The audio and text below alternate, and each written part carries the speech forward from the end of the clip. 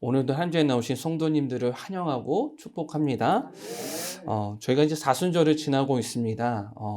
사순절은 예수님의 십자가 부활을 기념하는 시간입니다. 그 시간을 준비하는 시간이죠. 그래서 자기를 돌아보고 회개하고 그리고 영적 성장을 위한 아주 중요한 시간이 이 사순절 기간입니다. 그래서 이 40일 동안을 가지고 저희가 지키게 되는데 이 기간 동안 우리가 예수님의 십자가 고난을 기억하며 우리 안에서 돌아봐야 되고 하나님 앞에 내어놓을 것이 무엇인지 발견하는 시간들이 되었으면 합니다. 초대교회 성도들도 그렇고요. 많은 신앙의 선배들도 이 40일간의 시간 동안 예수님께서 받으신 그 강야의 시험, 그리고 그 가운데서 이 하나님을 붙드는 그 가정으로 나아가게 되었거든요. 우리도 하나님의 은혜를 붙들며 나아갈 수 있는 저와 우리 성도님들 되시길 바랍니다. 오늘 말씀의 제목이 좀 길어요. 그래서 제가 끝에만 넣었는데 따라해 보실까요? 자기의의 덫. 네, 자기의의 덫입니다. 시리즈는 이렇게 정했어요. 서로 오름의 시대. 네, 서로 오름의 시대다. 라고 정했고, 서로 오름의 시대 자기의 덫이라는 제목으로 성도님들과 함께 말씀을 나눠보려고 합니다. 우선 책을 하나 이야기 나눠보려고 하는데 2014년에 조너던 한국말로는 조나단이라는데 영어로는 조너선 하이트라는 분의 책이 있어요. 바른 마음이라는 책이 있습니다. 2014년에 나온 책이거든요. 인간을 이렇게 얘기해요. 인간이 하는 도덕적 판단에 대해서 아주 좀 흥미로운 이야기를 이야기합니다. 무엇을 얘기하냐면 이거예요. 잘 들어보세요. 생각해보면 인간의 마음은 이야기를 처리하는 프로세서이지 논리를 처리하는 프로세서가 아니다 라고 말을 합니다. 무슨 말이냐면 이거예요. 사람들은요 흔히 이렇게 생각합니다. 내가 좀 이성적으로 판단하는 존재야 라고 생각을 한다는 거예요. 성도님도 그렇게 생각하시죠. 어떤 상황이 찾아오면 나는 아주 이성적으로 주변 상황과 환경들 생각해서 그리고 아주 냉철한 논리로 이것들을 판단해 라고 생각을 한다고 하지만 실제로는 우리의 직관이 먼저 작동을 한다고 합니다. 실제로는 우리의 직관이 작동을 하고 그 다음에 이성이 그 직관을 정당화한다라는 거예요. 어떤 실험을 하냐면요 이거예요. 송문화 권사님한테 권사님 버튼이 2개가 있습니다. 어떤 버튼을 누를지 한번 눌러주세요 라고 하는 거예요. 그 말을 하고 이제 뭐 10초 뒤에 1분 뒤에 한번 눌러주세요 이렇게 얘기를 하는 겁니다. 근데 이제 그 실험자의 머리에다가 전기 신호를 감지하는 센서들을 이렇게 붙여놓고 실험을 해요. 그래가지고 실험을 했더니 놀라운 사실이 뭔지 아십니까? 그 사람이 어떤 버튼을 알 수 있을지 7초에서 10초 전에 미리 알 수 있대요. 그게 놀라운 거잖아요. 사실 저희가 어떤 버튼을 누를까요? 좀 생각한 다음에 누르는 것 같잖아요. 그냥 생각 없이 누른 것 같은데 이미 뇌 속에서는 전기 신호가 이미 그 전부터 발동을 한다는 거예요. 그래서 여기서 얘기하는 것은 이겁니다. 그러니까 우리가 이성을 생각하는 것 같지만 사실 우리의 직관을 가지고 생각하는 것들이 많습니다라고 얘기를 하는 것이죠. 그래서 그 이야기를 통해서 우리가 좀 마태복음 7장 말씀을 바라보게 된다면 우리가 이렇게 바라볼 수가 있는 겁니다. 뭐냐면 우리가 상대방을 판단할 때 이렇게 내가 객관적이고 공정하게 상대방을 바라봐 라고 생각할지 모르겠지만 실제로는 우리의 눈에 있는 들보는 보지 못한 채 타인의 눈에 있는 티를 지적하고 있다는 것을 우리가 알 수 있는 것이죠. 그래서 이렇게 얘기해요. 그 책에서는 그렇게 얘기합니다. 우리가 인간이 생각하는 이성이라는 것은 도덕이라는 것은 우리의 원하는 결론이 있으면 온갖 가진 수를 써서 그 결론에 도달하게 만든다. 이게 인간의 모습이다. 라고 이야기를 하는 것입니다. 그러면서 그런 문장이 하나 있어요. 어떤 문장이냐면 이렇게 있어요. 도덕이라는 것은 그것만큼 추상적인 게 없다. 라는 이런 이야기를 합니다. 그러니까 사람이라는 존재에게 있어서 그런 내가 이성적으로 생각해서 도덕적으로 대한다고 하지만 그런 도덕이라는 것이 굉장히 추상적이라고 얘기를 하는 거예요.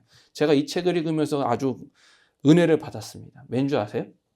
제가 고등학교 때인가요? 중학교 때 도덕을 40점 맞은 적이 있거든요. 도덕을 저는 저의 생각대로 풀었는데 왜 40점이 나온지 모르겠어요. 아직도 저는 의아해요. 우리 안 권사님 공감해 주셔서 감사해요. 아직도 모르겠어요. 근데 중요한 건 이거예요. 사람마다 그 기준이 다른 거예요. 그래서 그 기준이 다르기 때문에 그 기준으로 직관적으로 이해하는 것들이 다르기 때문에 서로를 받아들이는 게 다른 것이죠. 그래서 이 사순절의 시간 동안 우리가 좀 발견하고 싶은 게 있어요. 무엇이냐면 제가 요즘 들어 더 이렇게 마음이 아프고 힘든 것들이 있습니다. 뭐냐면 목회자들이 그리고 기독교인들이 꽤나 정치에 관여를 합니다. 그렇다고 제가 뭐 어디가 좋고 어디가 나쁘다라고 말을 할 생각은 없어요. 다만 어떤 것을 보게 되느냐, 심지어 기독교인들끼리 싸우는 것들을 봅니다. 목사님들끼리 싸우는 것을 보아요.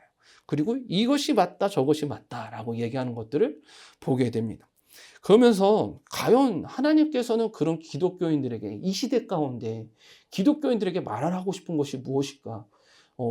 그냥 기독교인들이 많은 그런 쪽에서 말하는 것이 과연 옳은 말일까? 저는 전혀 그렇지 않다고 생각을 하거든요. 그러면 그 반대되는 쪽도 맞는 말인가? 아니요.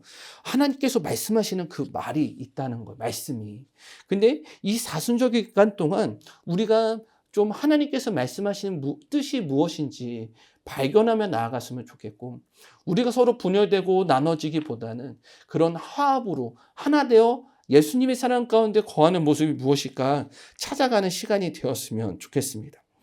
우리에게 있어서 정말 중요한 것은 무엇이냐면, 결국 우리가 누군가를 바라보고 이해할 때 찾아오는 것들이 있어요. 내 직관과 내 이성인데, 그것은 결국 무엇을 통해서 나오게 됐냐면, 따라해 보실까요? 자기의.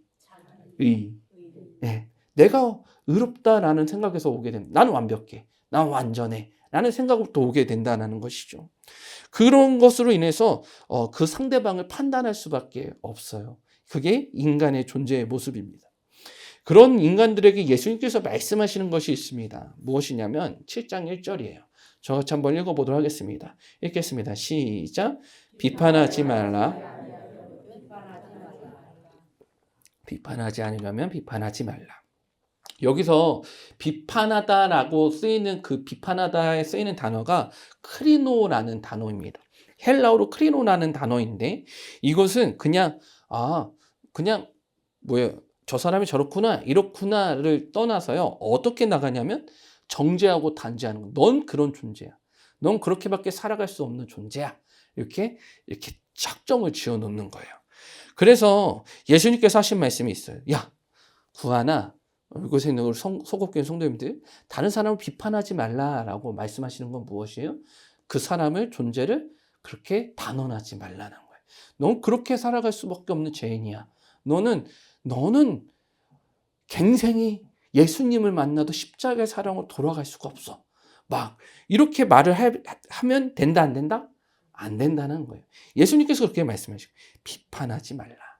그러면요, 그렇게 말씀하신 이유가 무엇이냐면 2절에 보면 이렇게 되어 있어요. 저와 같이 2절 말씀 읽어볼게요. 읽겠습니다. 시작. 너희가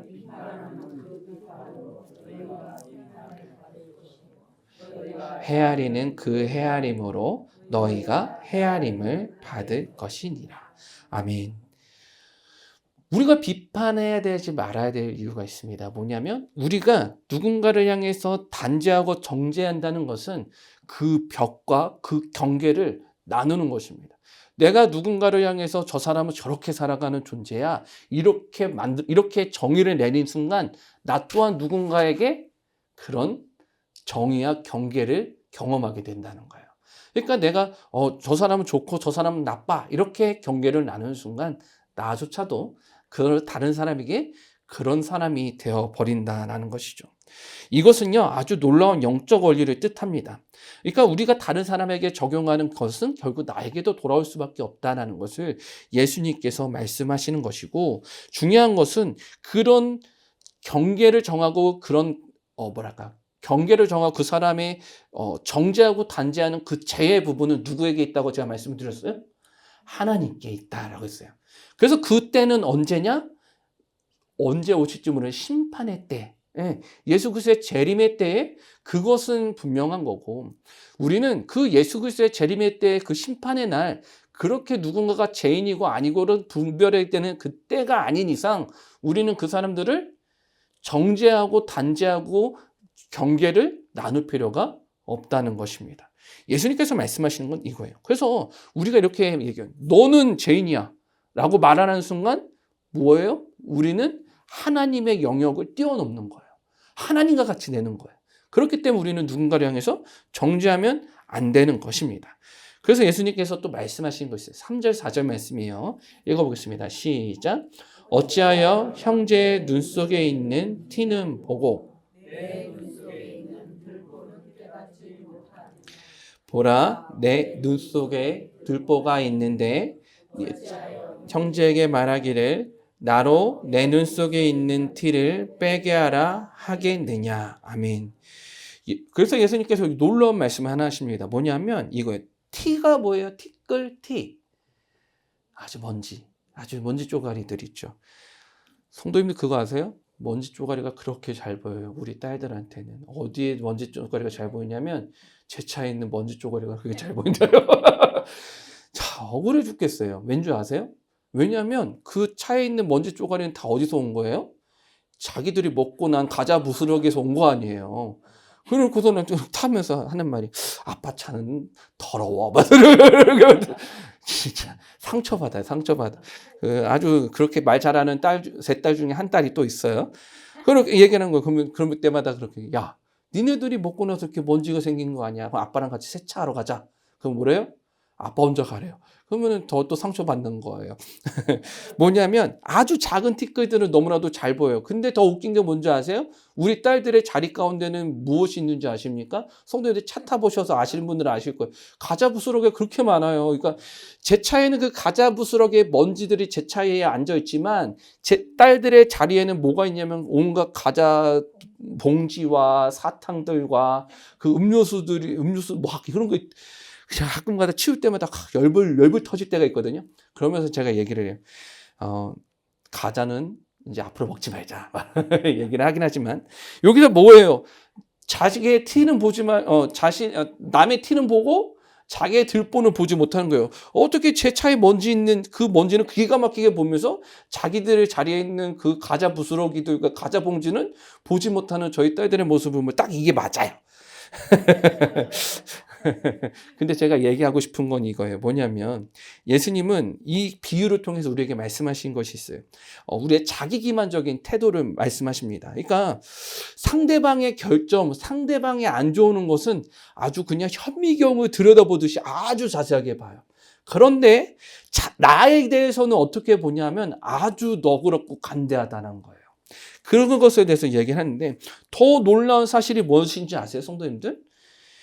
4절 말씀 뒤에를 한번 읽어볼게요. 나로부터 읽어볼게요. 시작. 나로 내 눈 속에 있는 티를 빼게 하라 하겠느냐. 아멘. 뭐라고 하는 거냐면 이거예요. 나의 들보는 보지 못하고 남의 티를 보는 주제에 뭐라고 얘기하냐면 다른 사람을 어떻게 해주냐? 고쳐주겠다고 말하는 사람. 그런 사람이라는 거예요. 그러니까 자기의 들보는 보지 못하면서 남의 티를 보며 그 사람을 고치려 하는 그 신앙이 참 잘못됐다는 거예요. 그래서 그런 신앙을 가진 성도가 비판하며 나아가는 것이 과연 맞느냐. 이것을 예수님께서 말씀하시는 것이죠. 그래서 예수님께서 이것을 가지고 뭐라고 얘기하지 않지만 7장 5절에서 아주 분명하게 이야기를 해요. 저와 같이 5절 말씀 읽어볼게요. 시작.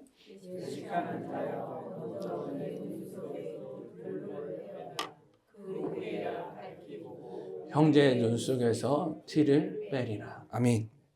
여기서 우리가 봐야 되는 거 있어요. 뭐냐면 첫 번째는 뭐냐면 따라해보실까요? 외식하는 자유. 외식하는 자유라는 거예요. 예수님께서 뭐라고 얘기하시냐면 그런 성도에게, 그런 사람에게 나의 들보는 보지 못하고 다른 사람의 티를 보면서 그것을 지적하고 그것을 고치려는 사람에게 하시는 말씀, 외식하는 자유. 외식하는 자유는 뭐냐면 위선자, 가면을 쓴 사람이라고 해요. 자신의 문제에서는 직면하지 않은 채 다른 사람을 고치려는 그런 사람들의 모습을 보면서 외식하는 자라고 이야기를 한다는 겁니다. 그리고 예수님께서 말씀하신 것이요. 내 눈 속에서 들보를 빼오라. 그러고 나서 뭐라고 되냐면 따라해 보실까요? 구후에야 밝히 보고. 뭐래요? 내 눈에 들보, 나의 들보를 빼고 나서야 우리가 어떻게 돼요? 밝히 보게 된다는 거예요. 믿으십니까? 이게 우리 그리스도인의 신앙의 모습 아니에요? 우리가 예수님께 왜 회개하여? 하나님께 왜 우리의 죄를 내어놓고 우리가 죄인이라고 고백하는 이유가 무엇이에요? 우리가 하나님 앞에 죄라고 생각하는 그것들을 내어놓는 이유는 우리가 죄인이기 때문에 내어놓는 것도 있습니다. 그렇죠? 죄인이기 때문에 내어놓아요. 근데 그 다음에 그 죄를 내어놓게 되었을 때 우리 가운데 보이는 게 있어요. 뭐냐면 우리의 눈이 밝히 보이는 거예요. 죄인이었을 때는 보지 못하는 것들을 바로 보게 된다는 거예요. 여기 신앙의 놀라운 원리가 담겨져 있는 것이죠. 그래서 우리는 우리의 들보를 빼낼 수 있는 신앙이 필요한 것입니다. 회개하는 것도 필요하고 오늘 이제 사순절에 대해서 이야기를 나누겠지만 제가 처음에 이야기 나눈 거죠. 뭐냐면 자기의. 자기의를 분별하고 구별할 수 있어야 된다는 거예요. 이 자기의라는 것은 무엇이냐? 내 생각이 맞아라는 그런 태도입니다. 그래서 다른 사람의 말을 듣지 않으려는 태도예요. 이거는 그냥 우리 주변에 만나는 사람들만의 이야기뿐만이 아니라 목사로서요. 제가 가끔씩 설교 말씀을 전하고 그 설교에 대한 나눔을 할 때에도 많은 성도님들 가운데도 그런 것들이 있어요. 그러니까 말씀은 저게 저의 말씀입니다 라고 얘기를 하지만 그 말씀에 대해서 받아들이지 못하시는 성도님들도 꽤나 많습니다. 물론 저에게도 마찬가지일 거예요. 중요한 것은 이 자기의 나는 옳아라고 생각하는 이것은 무엇이냐 따라 보실까요? 교만이에요. 나는 의로워. 나는 그래서 그런 말을 들을 필요가 없는 존재야 라고 생각하는 것이 교만이에요. 그래서 로마서 10장 3절에는 이렇게 이야기하고 있습니다. 한번 읽어보도록 하겠습니다. 시작. 하나님의 의를 모르고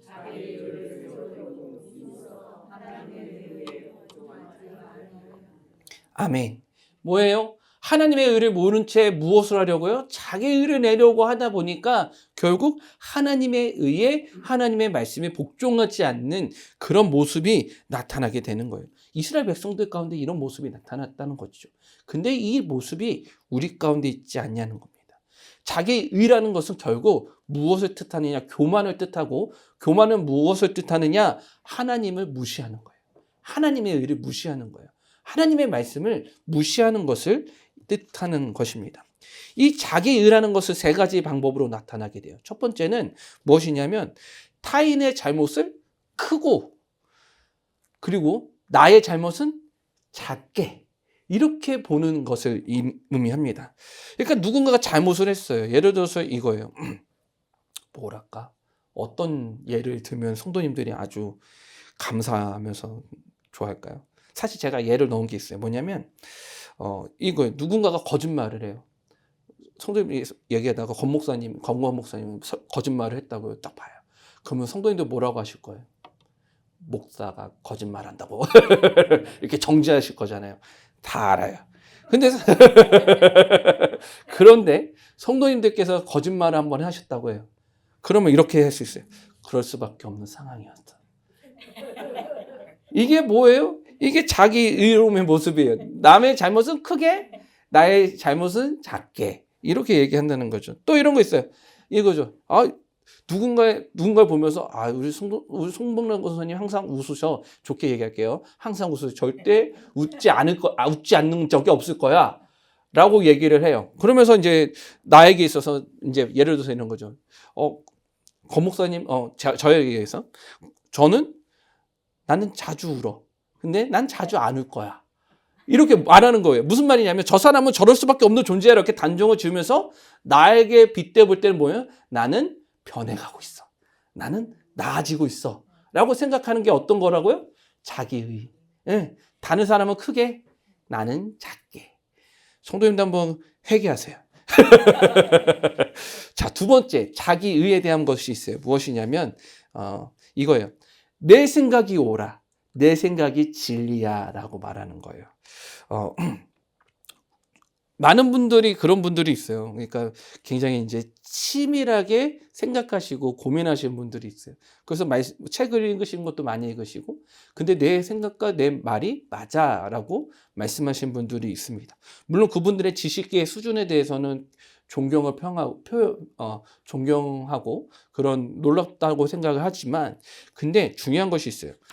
우리 인간의 이해는 어찌됐건 불완전할 수밖에 없다라는 겁니다. 왜냐하면 자연의 모든 것들이 풀어지지 않았고, 인간이란 존재 자체도 불완전할 수밖에 없는 존재이기 때문에 그렇습니다. 그래서 고린도전서 13장 12절에는 이렇게 하고 있어요. 제가 좀 읽어볼게요. 시작.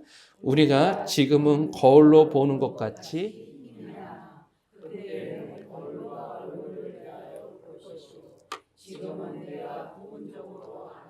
그때에는 주께서 나를 아신 것 같이 내가 온전히 알리라. 아멘.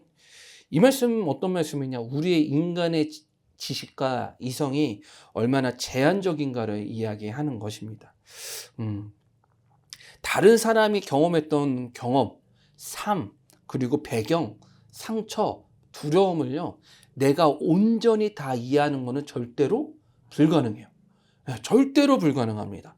근데 이렇게 얘기하는 거예요. 나는 너의 그 아픔과 너의 생각과 너의 두려움 다 알아 라고 말을 하는 순간 그거는 거짓이 되는 거예요. 전혀 불가능해요. 그 아픔과 그 슬픔을 나만이 알 수 있어요. 그것을 내가 어떻게 다 알 수 있다고 함부로 이야기할 수 있는 거예요. 절대로 불가능한 것이죠. 세 번째로 이거예요.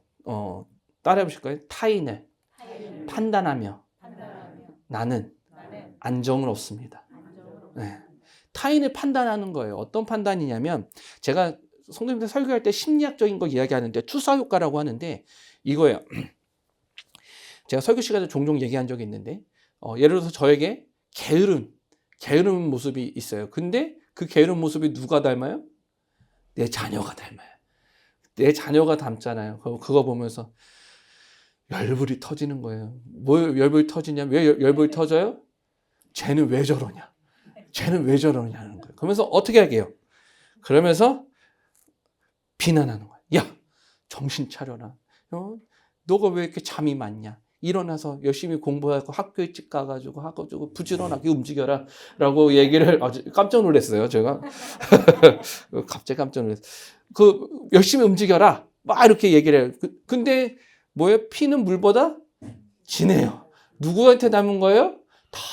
다 나에게서 낳은 거예요. 엄마 아빠부터 낳은 거지. 다 어디서 왔어요? 다 나에게서 온 거지. 그걸 잘 모르셔요. 근데 중요한 게 있어요. 뭐냐면 그런 이제 예를 들어서 이런 거예요. 나의 자존감이 낮은 모습을 보면서, 누군가 자존감이 낮은 사람을 보잖아요. 그런 사람 보면서 위로하기보다는 엄청 책찍질하는 거야. 그러면서 이렇게 얘기해요. 쟤는 저런 존재인데 나는 그나마다. 이렇게 하는 거. 그러니까 타인을 판단하는 거. 나에게 있는 그 상처를 가진 사람을 보면서 그 사람을 좀 더 낮게 만들고 내가 스스로 좀 더 높아짐을 이야기하는 겁니다. 그러면서 어떤 걸 얻게 되냐면, 나는 좀 안정적인 사람이야. 그렇게 느끼는 거. 이것도 뭐예요? 자기의예요. 나는 안정적인, 그러니까 누군가를 내려놓고 누군가를 이렇게 깔아뭉개고 하면서 그렇게 얻게 되는 그런 안정, 그런 이것도 자기의라는 것이죠. 이런 것들은요, 우리의 신앙의 성장을 가로막습니다. 왜 신앙의 성장을 가로막게 되냐면, 내가 변화될 필요성을 못 느끼기 때문에 그래요. 제가 이런 설교를 종종 했는데, 내가 온전하고 완전하고 내가 나은 사람이야라고 생각하게 된 순간부터 내가 변화되어야 되고 회개해야 되고 내놓아야 될 부분들이 사라지게 돼요. 하나님 앞에 내어야 될 부분들이 사라지기 때문에 이것은 신앙적으로 올바르지 않는 것이지요. 성경에는 그런 사람들에 대해서 너무나도 잘 이야기하고 있어요. 그 중에 누가 나왔냐면 바리새인인데, 제가 사실 성경 구절을 준비를 했는데 읽진 않고 그냥 넘어갈게요. 제가 설교를 많이 준비했어요. 그래서 그래요. 그 바리새인들에 대한 이야기가 나옵니다. 성경에 보면. 근데 이 바리새인들에 대해서 이야기하는데 어떻게 이야기하냐면 자기의에 빠진 사람들의 아주 대표적인 예가 바리새인들인데 바리새인들이 무엇을 이야기하면 나는 어떤 사람이냐면 의로운 사람이야. 라고 이야기를 해요. 나는 의로운 사람이야. 나는 의로운 사람이야. 그러면서 어떻게 이야기하냐면 나보다 낮은 사람, 나보다 좀 뭐랄까 하나님 앞에 특별하지 않은 사람을 깔봅니다. 멸시해요. 그러면서 그 사람들을 정죄하는 것이죠. 그런데 중요한 것이 있어요. 하나님 앞에서 의롭다라 하심을 받는 사람들은 누구였느냐? 세리들이었던 거죠. 그래서 바리새인들의 기도를 보면 이렇게 기도해요. 사실 이제 누가복음 18장 9절부터 14절까지가 그 내용이 담겨져 있는데 어떻게 기도를 하냐면 하나님 감사합니다라고 얘기하면서 어떻게 기도하냐면 하나님 저는 이렇게 살아가게 해주시니 감사합니다. 이런 존재가 되게 하시니 감사합니다. 라고 얘기를 해요. 그러니까 자신의 업적을 높이는 그런 존재로서 기도를 하는 거예요. 기도를 하긴 해요. 하나님께. 근데 하나님 저 이렇게 떵떵거리게 살게 해주시고 저 아주 믿음이 좋게 해주셔서 이런 식으로 기도를 했다는 것입니다. 그러면서 또 어떻게 기도를 하냐면 비교를 하는 거예요. 주님, 저 사람은 저러지 못하는데 제가 이렇게 11조를 하면서 신앙생활 하면서 살아가게 하시니 감사합니다. 이렇게 얘기를 했다는 거예요. 이게 어떤 것을 뜻하냐면 나의 의. 이것을 뜻하는 것이죠. 오늘날에도 그런 모습은 너무나도 많아요. 제가 성도님들하고 같이 나눴지만 요즘 우리가 살아가는 이 시대의 모습도 그래요. 서로가 옳아요. 너무 옳대요. 서로의 이야기 들으면 틀린 말이 없는 것 같아 보입니다. 서로의 말이 너무나도 맞아요. 근데 그 정치뿐만이 아니라요. 이런 것들이 있어요. 우리가 성도님들은 잘 안 쓰시겠지만 우리 젊은 친구들이 쓰는 거 있어요. 소셜 미디어. 뭐 인스타나 페이스북이나 그런 것, 트위터나 그런 것들을 보면 사람들이 올리는 것이 있습니다. 뭘 올리는지 알아요? 이거예요. 나의 의견을 아주 강하게 표현하고요. 그 의견에 대해서 반대되는 사람들을 보면 또 비난하고 또 외면하고 제하는 시대인 것이죠. 정치도 마찬가지고요. 그리고 성도님들이 자주 보시는 요즘에 유튜브를 누가 제일 많이 보는 줄 아세요? 할아버지 할머니가 더 많이 보시는 거 아시죠? 우리 성도님들 나이가 들어가시면서 더 유튜브를 많이 보신다는 그런 결과가 있어요. 좀 줄이세요. 근데 중요한 게 있어요. 뭐냐면 유튜브 같은 미디어 채널이 가진 알고리즘이라는 게 있습니다. 이게 뭐냐면 내가 가진 관심사가 있는 것들을 더 보게 만드는 거예요. 그게 알고리즘이거든요. 그러다 보니까 어떤 게 생기냐면 편향적이게 되는 거예요. 알고리즘을 보다 보면 예를 들어서 이제 저희 아버지의 유튜브를 보면 저희 아버지의 관심사는 뭔지 아세요? 다 농사 짓는 동영상들이 자라라라라 해서 뭘 심어야 돼, 어떻게 파종해야 되고 뭐 하면서 그런 것들이 나옵니다. 그런 것처럼 우리가 그런 쪽으로 빠지게 되어 있다는 거예요. 우리가 보는 미디어 자체가. 그런 시대를 살아가고 있어요. 그리고요, 이런 것도 있어요. 성도님들. 교회에서도 마찬가지입니다. 내 입장만이 올바라. 내 신앙만이 올바라 라고 얘기하시는 분들이 있어요. 제가 그런 얘기 한번 드린 적이 있는데 친구 목사님 교회에 어떤 젊은 부부가 와가지고 영화부가 없었대요. 근데 영화부를 만들어 달라고 얘기를 한 거예요. 근데 마침 교회적으로도 영화부 부서를 만들어야 되겠다라는 그런 계획이 있었고 영화부를 마침 그것과 맞춰서 만든 거예요. 근데 놀라운 일이 벌어집니다. 어떤 놀라운 일이 벌어진 줄 아세요? 그 부부가 어떻게 얘기할게요? 내가 영화부를 만들었어. 이렇게 되는 거예요. 아주 놀라운 거예요. 왜 그런 놀라운 간증들이 일어나게 될까요? 정말로 중요한 거는 그러면서 이렇게 얘기해요. 그런 예배를 드리지 못하는 교회는 올바르지 못한 교회야. 정말 안타까운 사실은 뭐냐면 많은 그리스도인들이요. 교회를 보면서 잣대를 들이대요. 이거 하지 못하면 교회다운 교회는 아니야. 이러고 하지 못하면 교회다운 교회가 아니야. 라고 얘기하는 거예요. 그런 시대를 살아가고 있어요, 저희가. 그런 자기의가 넘치는 시대를 살아가고 있는 거예요. 성도님들 제가 지난번에 그런 얘기 한번 했죠. 천국에 대해서 얘기하지 않고 지옥에 대해서 얘기하지 않으면 교회가 아니다라고 말하는 목사님들도 있다는 거예요. 저는 그것에 대해서 절대 반대예요. 천국에 대해서 우리가 하나님의 나라의 삶을 바라보면서 살아가는 건 맞는데 우리에게 있어서 중요한 것은 뭐예요? 예수 그리스도의 십자가를 따라가는 것, 십자가의 보혈의 은혜를 기억하며 살아가는 것 아니겠습니까? 로마서 14장 4절에는 이렇게 얘기하고 있어요. 저같이 한번 읽어볼게요. 시작. 남의 하인을 비판하는 너는 누구냐?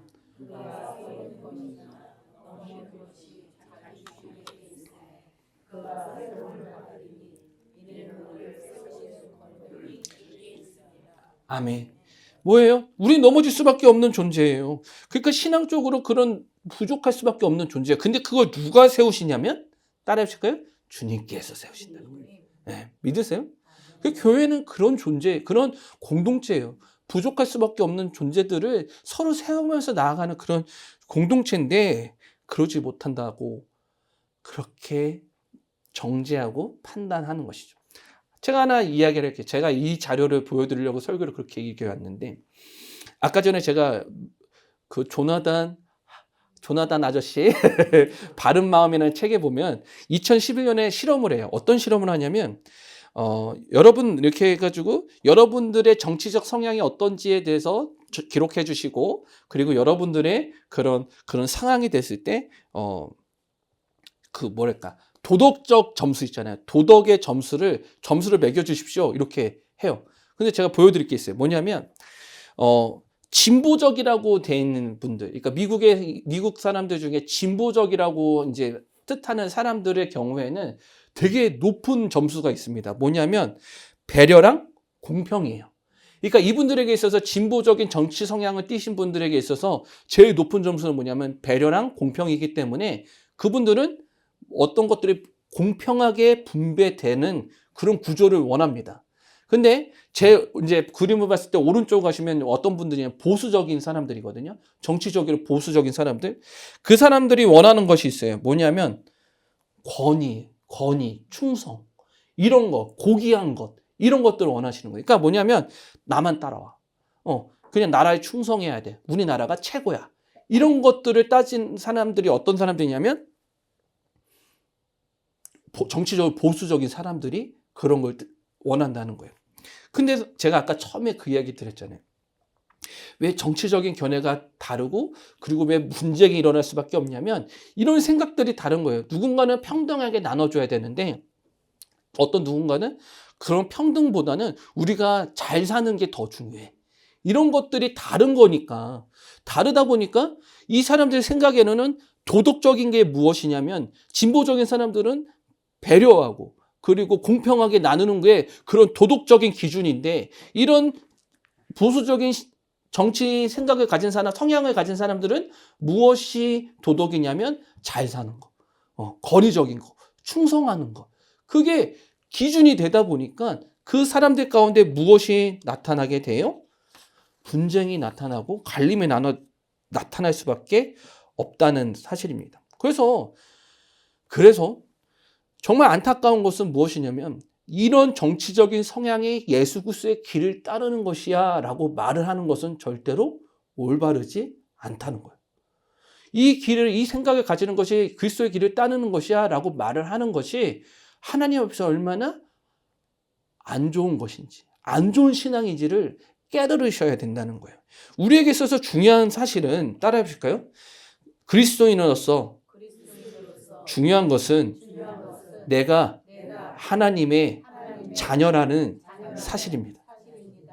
내가 하나님의 자녀라는 사실과 내가 마주보는 존재가 어떤 존재예요? 하나님의 자녀라는 것을 기억하는 것이 중요한 거예요. 그런 기준과 그런 생각이 없으면 다른 누군가를 비판할 수밖에 없어요. 다른 누군가의 말을 들으려고 하지 않게 된다는 거예요. 그것이 우리의 신앙에 있어서 무척 중요한 겁니다. 내가 하나님의 자녀라는 사실이 참 중요해요. 그래서 우리는 자기 의를 벗어버려야 돼요. 자기 의를 벗어버려야 돼요. 그래서 내가 어떤 사람인지 인식하는 거죠. 방금 전 말씀드렸죠. 내가 누구의 자녀? 하나님의 자녀고 상대방도 누구예요? 하나님의 자녀예요. 그럼 우리가 어떻게 할까요? 사랑하셔야죠. 또 어떻게 할까요? 그 사람의 이야기에도 귀 기울일 수 있어야죠. 그것이 우리의 모습이에요. 자기 이름의 덫에서 또 벗어나는 방법은 따라해 보실까요? 경청. 경청이에요. 경청. 제가 학교 다닐 때 오늘 좀 설교가 조금 길어요. 잘 따라오고 계시죠? 아유, 감사합니다. 학교 다닐 때 진짜 엄청 시끄러운 선배가 있었어요. 그래가지고 항상 말을 하면은 저보다 말을 많이 했던 선배가 있었어요. 근데 그 선배가 부천인가 부평에 단독을 나간 지 한 5, 6년 됐어요. 그래가지고 한번 이렇게 또 제가 서울교회 오면서 한두 번 찾아갔거든요. 그럴 때마다 놀라는 것이 있어요. 뭐예요? 이 형이요, 항상 제가 말만 하면 끊고 막 자기 할 말만 막 하던 형님이었거든요. 누가 전도사 아니랄까봐 자기 할 말 엄청 했던 형님인데, 제 말을 끝까지 들어주는 거예요. 그래서 제가 그 형님 만나고 나서, 형님, 진짜 예수님은 살아계신 것 같아요. 막 이렇게 얘기를 한 적이, 다 들어주시는 거예요. 야, 진짜 대단하다. 그래서 형, 어떻게 그렇게 변했어요? 몰라, 단독하니까 그렇게 바뀌어. 막 그런 얘기를 하더라고요. 근데 중요한 게 있어요. 그렇게 경청하다 보면 그 말을 가지고 이 사람이 나의 마음과 나의 생각을 들을 준비가 되어 있구나. 막 그런 것들을 깨닫게 되는 것이죠.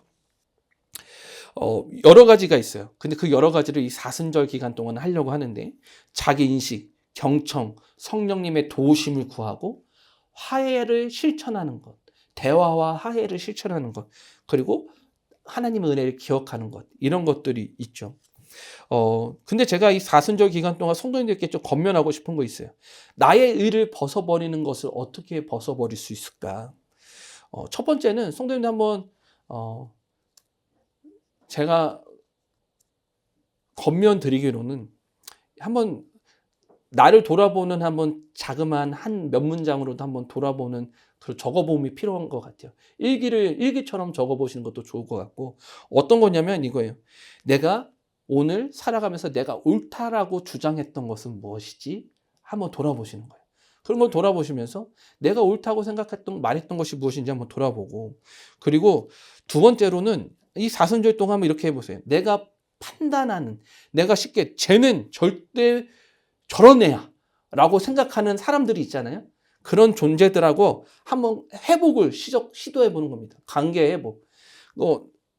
쟤랑 나랑은 달라. MBTI가 정반대야. 뭐 이렇게 얘기할 수 있는데, 그런 사람조차들에게도 한번 관계를 회복하는 것들이 필요한 것과, 세 번째로는 어떤 것이냐면 경청하는 것.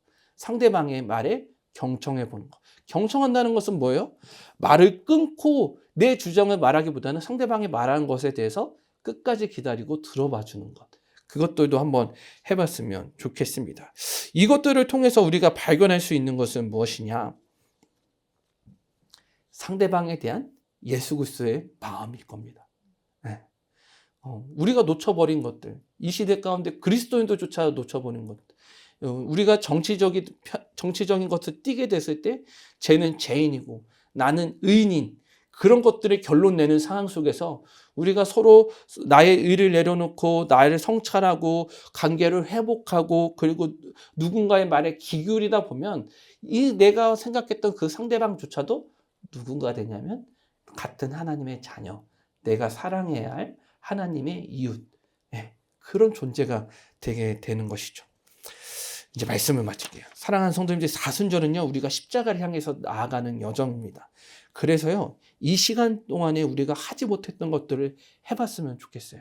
그리고 그런 신앙의 아주 놀라운 경험들을 해봤으면 좋겠습니다. 로마서 3장 23절 이렇게 되어 있어요. 읽어볼까요? 시작. 모든 사람이 죄를 범하였음에 하나님의 영광에 이르지 못하더니. 아멘. 중요한 것이 있어요. 뭐냐면 제일 앞단어죠. 모든 사람이 죄를 범하였습니다. 네. 모든 사람이 죄를 범하였어요. 그러니까 상대방만 죄인이 아니라 누구도요? 나도 죄인이에요. 나도 죄인일 수밖에 없어요. 그렇기 때문에 우리는 하나님의 은혜를 구하며 하나님의 은혜를 갈망해야 되는 그런 존재들이에요. 그래서 십자가는 그런 우리의 모습을 아주 분명하게 얘기해요. 인간의 스스로는 완전할 수 없기 때문에 예수님의 십자가로 살아갈 수밖에 없는 존재가 그리스도인들, 하나님의 자녀들이고, 그래서 빌립보서 2장 3절에서 5절에 이렇게 이야기합니다. 저와 같이 한번 읽어볼게요. 시작. 아무 일에든지 다툼이나 허영으로 하지 말고 오직 겸손한 마음으로 각각 자기보다 남을 낮게 여기고 각각 자기의 일을 돌볼 뿐더러 또한 각각 다른 사람들의 일을 돌보아 나의 기쁨을 충만하게 하라. 너희 안에 이 마음을 품으라.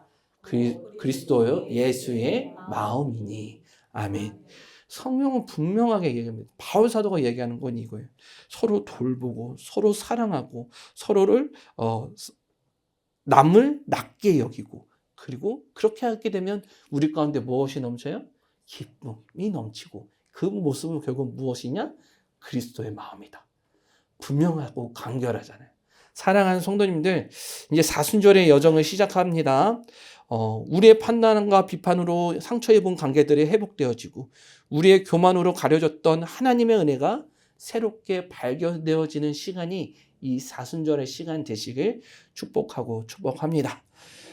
우리가 그렇게 사랑하며 나아갈 때 이 세상에 아주 놀라운 하늘의 미랄과 같은 그런 신앙의 씨앗이 될 것을 믿으며 성도님들의 가정과 삶과 여러분들의 직장에 그 놀라우신 하나님의 역사 변화의 손길이 넘쳐나게 축복하고 축복합니다. 기도하겠습니다.